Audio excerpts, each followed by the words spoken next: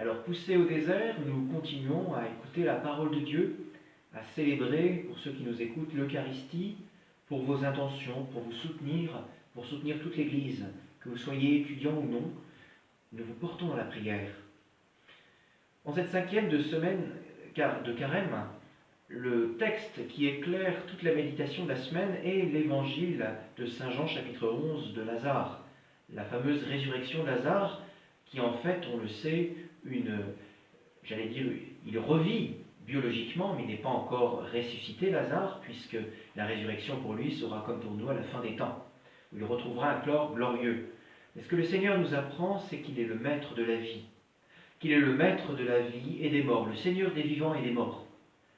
Et le Seigneur, à Marthe, avait posé cette question en lui disant « Crois-tu que ton frère revivra ?» Elle lui dit « Oui, Seigneur, à la fin. » Et Jésus lui dit « Je suis la résurrection et la vie. Celui qui croit en moi ne meurt pas. » Donc Jésus a fait sienne la promesse, une des croyances d'Israël. Tout le monde n'était pas d'accord sur ce sujet.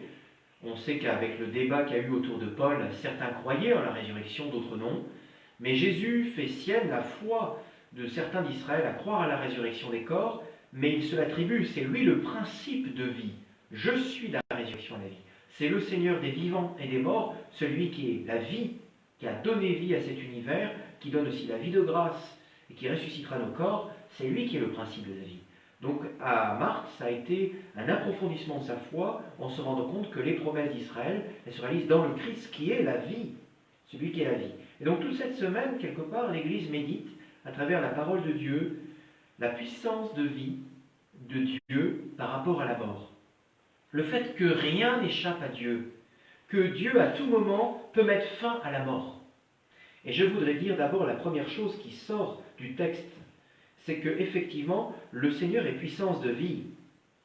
Et il le rappelle aux Juifs en disant « Amen, je vous le dis, avant qu'Abraham ait existé, moi je suis ». Et cette expression du Christ, qui pour nous peut-être ne nous parle pas trop, au mieux ça peut être peut-être une formule littéraire, et si nous avons la foi et si nous connaissons bien un peu la compréhension du langage biblique, nous savons que c'est une expression de l'Ancien Testament, mais pour un juif c'est encore plus fort, ça fait écho à Exode 3,14, où Dieu se révèle à Moïse dans le buisson ardent et lui dit qu'il est celui qui est, je suis celui qui suis, je suis la plénitude de l'existence, je suis la vie. Il le dira à des saints, plus tard à Catherine de Sienne ou même à Thérèse d'Avila, qui feront cette expérience qu'en dehors de Dieu, rien ne vraiment existe. Bien sûr, nous existons, mais nous n'avons pas de consistance par nous-mêmes. C'est Dieu qui nous maintient dans l'existence, qui a donné l'existence à toute chose, et qui maintient l'existence à toute chose, et qui à tout moment pourrait, s'il se retirait, les choses repartir au néant. Bien sûr, il ne le souhaite pas. Mais il est aussi le maître de la vie et de la mort. Donc retenons ça. Je suis, c'est l'affirmation que Jésus est le maître de la vie et la source de la vie. La deuxième chose, c'est que Jésus est maître des temps.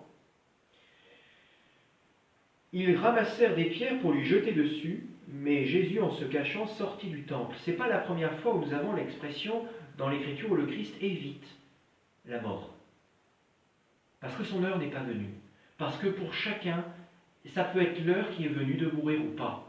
Nous n'avons pas à nous de manière kamikaze ou téméraire, aller affronter la mort. En ce moment, il y a des règles de prudence qui sont nécessaires à avoir pour nous-mêmes et pour les autres. Mais toujours est-il, pas un de nos cheveux n'est pas compté, nous dit le Seigneur. Et à tout moment, si c'est l'heure, c'est l'heure. Si c'est pas l'heure, c'est pas l'heure. Et le Seigneur est maître de la vie comme de la mort. Donc ça nous invite à vivre à fond notre vie avec le Seigneur et même dans notre mort. Et en ce moment, beaucoup sont en train de peut-être d'être agonisants, d'autres soignent des malades et peut-être des malades en risque de mourir. Et cette question doit être posée, as-tu conscience que le Christ est le maître de la vie et de la mort et qu'il permet à chacun, à chaque moment, de se retourner et d'aller vers lui? Un autre point qui me semble important, c'est que nous avons dans la Genèse l'expérience d'Abraham qui va générer par sa foi une descendance très, très grande. Et d'une certaine manière, le Seigneur lui dit ça. Voici l'alliance que je fais avec toi, tu deviendras le père d'un grand nombre de peuples. Ce qu'il nous faut retenir, c'est que la foi fait de l'engendrement. On peut être père, mère dans la foi et on peut engendrer. Abraham est notre père dans la foi, comme le dit saint Paul, mais la foi est un engendrement. La foi est l'engendrement de notre manière de vivre, de notre culture. Il n'y a pas de culture qui ne soit pas générée d'abord par le culte. D'ailleurs, une culture qui n'aurait plus de culte, c'est une culture qui ne va pas durer dans le temps. Et sans doute, nous, au XXIe siècle, en Occident, dans les pays très matérialistes, la perte du culte, la perte du sens de l'adoration de Dieu, fait que finalement notre culture se dégrade, se détériore, disparaît peu à peu. Parce que l'oubli du culte, c'est finalement la destruction de la culture. Alors on peut dire, ça va pour un temps, ça tiendra, mais à long terme, ça ne tiendra pas.